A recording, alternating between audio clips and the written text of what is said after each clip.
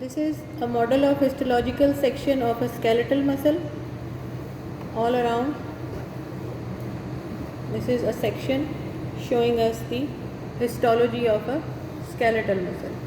As we start from the outermost layer, this gray area over here, this is a membrane covering the exterior, is known as the basal lamina, which has got these fibers running in different directions. These are the reticular fibers. If you look on this side, these are the Schwann cells which are present covering the nerve fibers.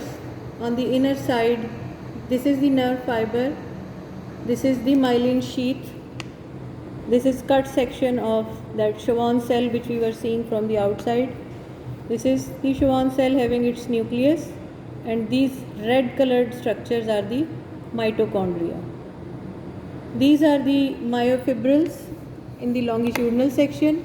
If we look at the top, these are the cut sections of the same myofibrils.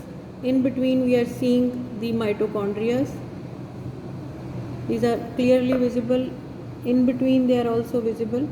These are the longitudinal sections of the same myofibrils, which are the actin and myosin.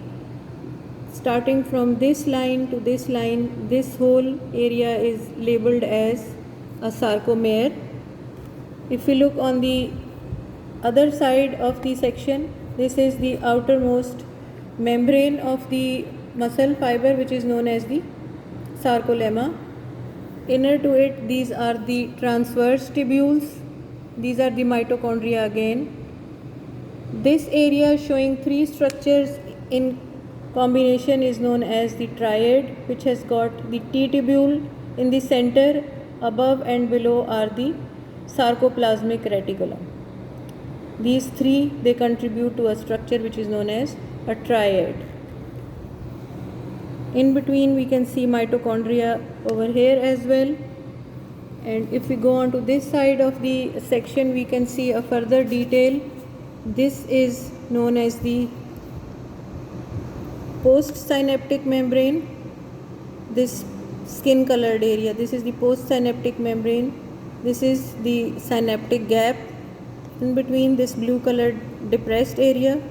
This thin membrane on the other side is postsynaptic membrane, and these white colored dots are the postsynaptic granules or postsynaptic vesicles. This again, these are the mitochondria. I think we have done all the structures of the muscle.